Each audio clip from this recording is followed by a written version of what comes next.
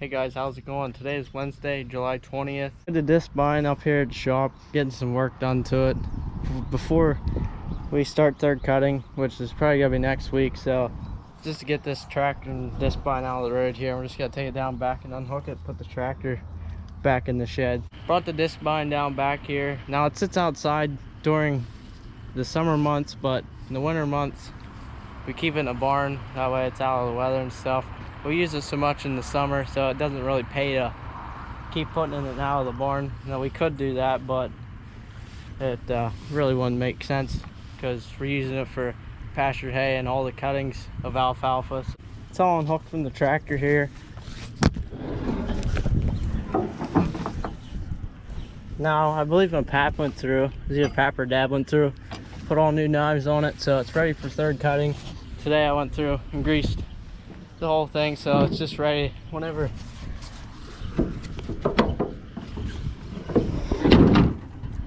the alfalfa is ready. This thing here will be ready. We just have to hook it up to a tractor and go with it. This morning we took all the big calves out of these pens here and took them up to the heifer farm. We have two of these wooden calf pens, the other one's right here. We put weaned calves in these, so that means that they don't no longer get milk no more.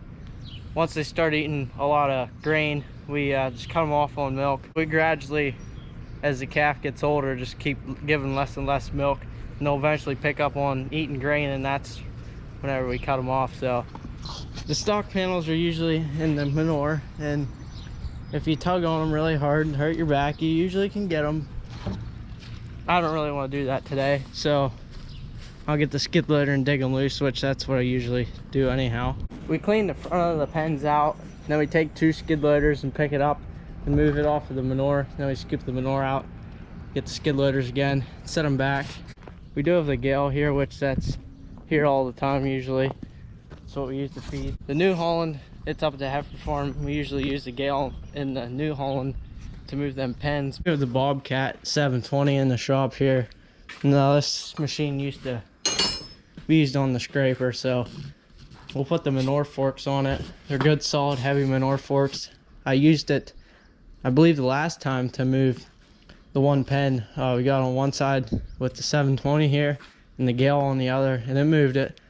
It's a little nicer having the big skid loader, but we'll get the old iron out and get her used a little bit. Got the forks on the old girl. Now these were actually made. They weren't purchased with the skid loader. I think it's probably just came with a bucket back then, but they're really good solid forks, as you can see.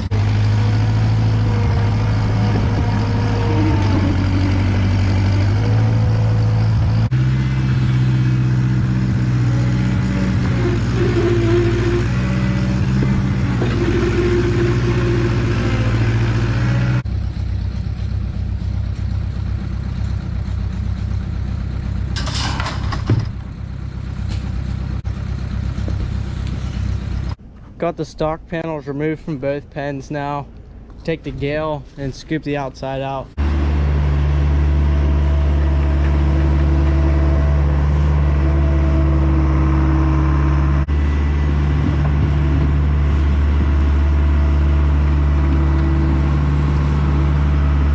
The gale's fuel tank was getting empty, so we'll put some in her.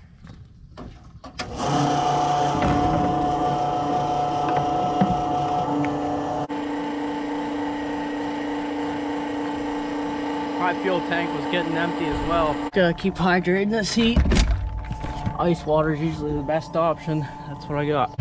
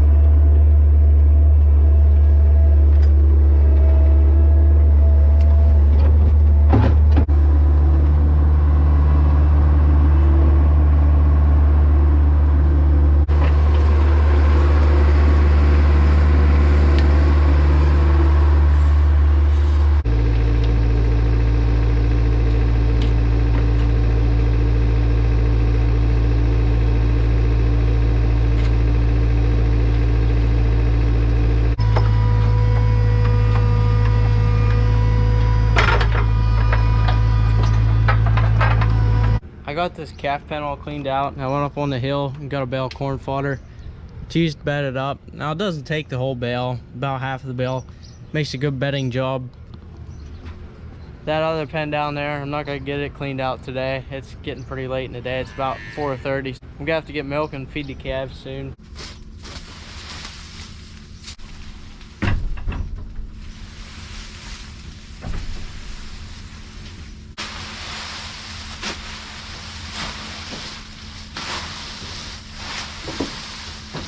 Well, that's probably enough corn fodder. The calves will get in here and kick it around, stomp it to their liking. So I guess we'll just get this 720 out of here, put it back in the shed.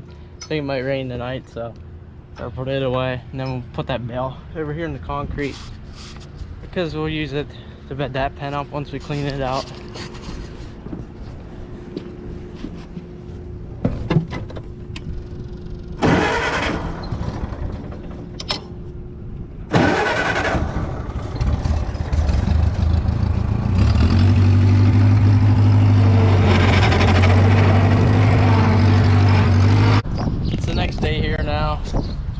I got this other pen here cleaned out this morning.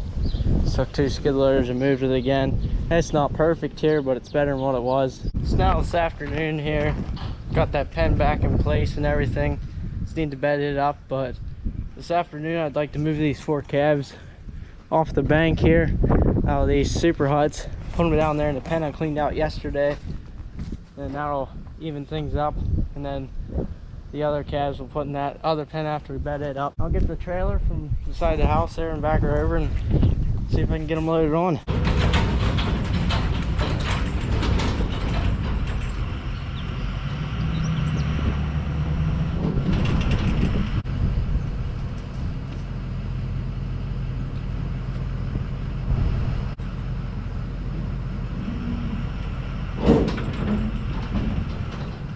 I suppose that'll work, don't you think? Well, we'll see here.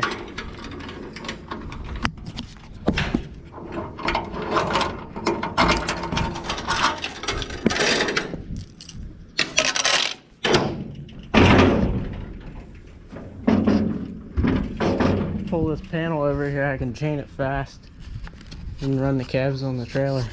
These pens are nice, but once the calves get so big, it's kind of hard to keep them bedding.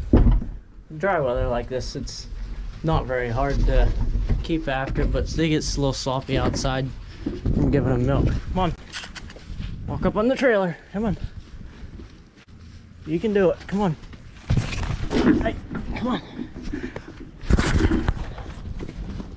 So they smell their way up on there. One gets on, sees the other. Come on, get up here. Come on. Atta boys. Try them up front here. Come on. I can get them other 2 here. Forget how if we do it. I think we set the stock panels up.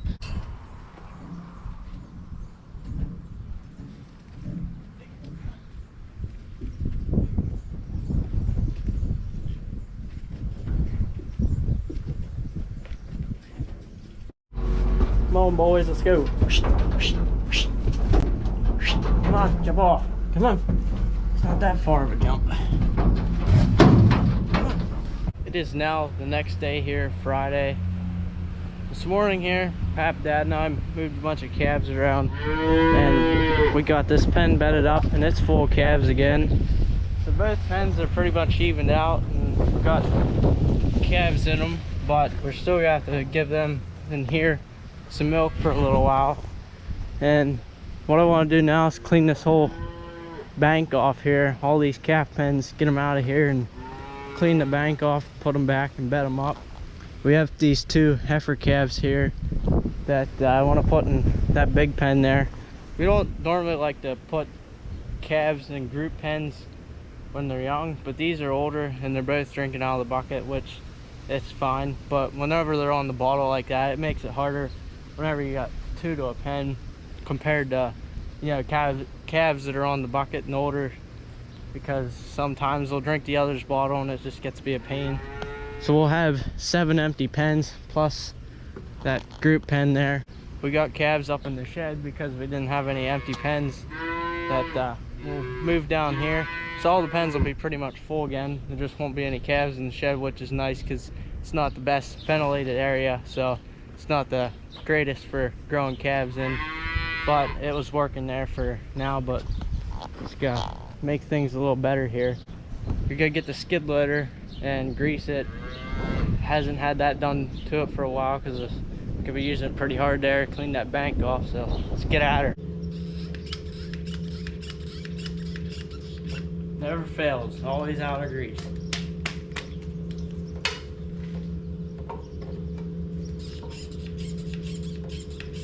I'm thinking I'm not the only one that has that problem. The big boy here all greased. Also blowed his radiator out in the air filter. Let's go rip some crap up.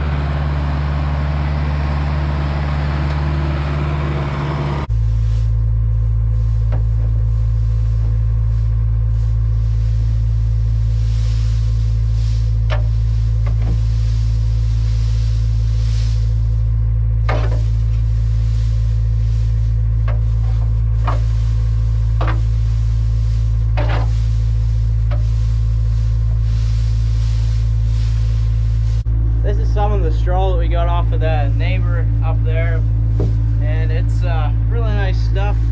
It was really dry this year. Sometimes you get it and it's not the best condition, but it makes okay straw. But this is really nice stuff. We had it in the barn up there, and then we just pull it off the bale and throw it in the bucket, and I bring it to the pens. So now we can put these two calves in this pen here, clean these 7 pens out.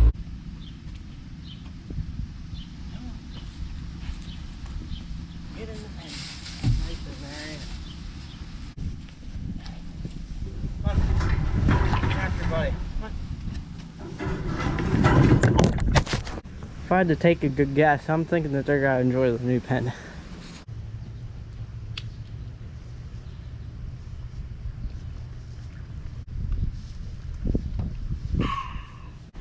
Guess we can get the job started now. Get them things there. We use rebar, I guess you call them. Can't think of them their words. We use these to fasten the stock panel. Just get down through. The most painful part of taking care of these pens is the stock panels. They're not the nicest to work with.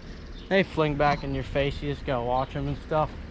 But normally these calf pens, whenever you purchase them, they come with things that you tie the calves up. Like you stick one of these down in there and have a rope around the calf, and the calf will be tied up all the time. Well, that's not very safe for the calves, because if you would get wind or something, pick these up, could potentially hurt the calves, or even worse, be fatal to them. So we just put stock panels around them. That way they can come outside and go in for shelter. And then there's not a lot of space for them to move around, but once they get older and go in those other pens and those pens over there, they have a lot more room. But when they're this young like that, we just like to keep them in individual pens just to prevent diseases and all kinds of stuff from spreading. Because when you put them together like that, they're more prone to get sick, especially whenever they're young like that. These two are having a heyday. But once you get them stock panels out of there, Just take the pallet forks and move the pens. And it saves a lot of work compared to if you'd have calf condos or something like that you couldn't get in and you'd have to pitchfork them out. You know, I kind of sound lazy talking like that, but these things here are really nice when it comes to being able to use a skid loader, that's for sure.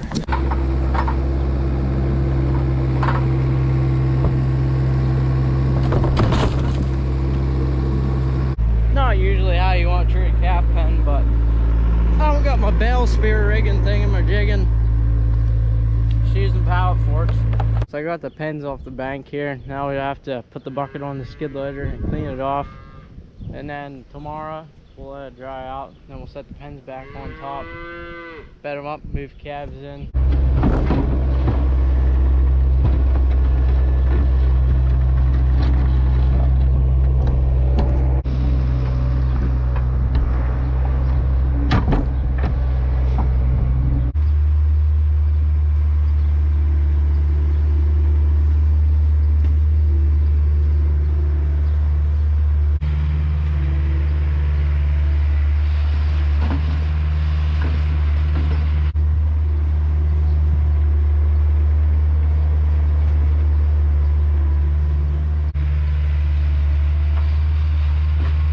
It's Monday now here. Saturday we finished up with the calf pen project. We put the pens back on the bank, got the stock panels back in place, and they're all full calves now, so now there's no calves in the shed. All 6 of these are heifer calves, which is really good. We had a bunch of heifer calves there. We had a spell where we had a bunch being born, and then they kind of tapered off and we had some bulls there. And this first one here is a bull calf, red and white. He'll be going to the sale this week. We don't raise the Holstein or the line back, the dairy bull calves. The only bull calves we raise is the Angus. Our heifers are bred to Angus. We like to breed them to Angus because the calves tend to be smaller for a first calf heifer like that. They don't have very much difficulty calving with those Angus calves compared to, you know, Holstein. Tends to be a little bit bigger. Now, right here, this is a Holstein, and then this here's Angus beef calf, which looks like she got a lot of dairy in her. She is nice. We do raise Angus heifers. We'll raise them for beef too. Yeah, you can see how these are a little smaller. They'll grow out, but they won't get as big as Holstein would. They'll beef up, but they're not gonna get quite as tall and big. Now, Holstein will grow up, but they're kind of opposite of beef. They grow up and not out, and beef grow out and not up. In this pen here, there's 2 Holstein heifers. Guys like attention, don't you? And then the 2 big pens, this big pen here that has calves in that we give milk. I believe there's 7 of them in here. The other pen got 7, but they got weaned, so they've been balling a little bit lately. Which they're gonna get over it because they're eating grain and hay now. Have a little bit less calves to feed and milk, but we made up for it. We got all these down here, and then these 4 and 2, and up there in the bank there's heifer calves too. There's not really too much else going on here today, so I figured I'd give you a crop update. Now, this corn here was planted the 23rd of May, I believe. It's the first day we started planting, so this is the first corn. Now you can walk in here, and on in here the corn's definitely a lot taller, and you see it's putting ears on, so it's probably a good 7 foot tall. I'd say I'm about 6 foot. It's up there good, so that's good. And then if you want to look down at the stalks here, you got a nice big stalk on it. That's always nice because if you do get a windstorm, you got less of a chance of it going down if it has a bigger stalk compared to, you know, you got smaller stalks here. Which we do have a bunch of uneven corn this year. You can see how the outside rows, they're usually a little bit shorter and behind compared to the inside, but they'll stretch out, and when it comes to harvest they'll be the same as the others. So I just started shooting tassels and putting ears on here recently. The latest corn, it's doing good as well. There for a while we had a really dry spell, and it was dry, the corn was curled, and the alfalfa, which I'll give you a look at here in a bit, was definitely not doing good at all. and we were very blessed to get some rain here, and it made her shoot up, and things are looking a lot better now. We did get some rain this morning, but however it is windy now, so that rain's probably pretty much gone. We could use some rain here. Planning on mowing third cutting here, I think probably the end of this week. Now we'll get down here, and this is alfalfa, third cutting coming on, and it's not very good stand at all. There's not as much alfalfa as you would tend to want. You see a lot of orchard grass and stuff coming, but it's not going to yield very good this cutting. So hopefully we get rain, and fourth cutting and fifth cutting will be good. First and second cutting yielded decently, so I think we should be alright for feed. Now the new seedings, they're doing alright as well. I was just out over the hill today, and there's some places where it's not the greatest, and other places it's coming nice. So if we get rain for next cutting, we should be in good shape. I'll be making a video here on mowing this and baling and the whole 9 yards. If you remember, I'd gotten 2 strikes on YouTube due to child safety here some time ago. It was like 2 weeks ago. Then I wanted to put a thumbnail on my video, and I realized that I had 2 more strikes again. So there's only a total of 2 strikes I've gotten. Now if I get a third strike, I get the channel taken away. So if you ever realize there's no videos on my channel, which they're all private, decided to keep them that way in case there is somebody reporting my videos, because it wouldn't surprise me the way people are nowadays. So if you are reporting the videos, I don't appreciate it at all, but the people who do let nice comments and everything and like the videos, I appreciate you guys. I wouldn't be able to grow the channel without you, but planning on still making videos as long as YouTube doesn't kick me off, which there's no reason that they should. I deleted the videos that I thought maybe I would be concerned about child safety in, but we'll see here what goes on since I made all my videos private. So the videos now on won't be private, just the later videos are private. Now we'll turn public back on them eventually here if I don't get the channel taken away. Yeah, hopefully, I'm praying that doesn't happen, because that would really suck to lose the channel. It's kind of a long process here of growing. So that's gonna be it for this video. Just some calves and some crops, showing you around a little bit here. Hope you enjoyed it. If you did, smash those like and subscribe buttons down below. And I do hope you enjoyed the farm history video. Yeah, I definitely like sitting there on the porch with my great uncle talking about old farm history. That's the kind of stuff I'm into. I like to learn about the olden days and the old tractors and what things were like back then compared to now. So, alright guys, we'll see you later. Have a good one.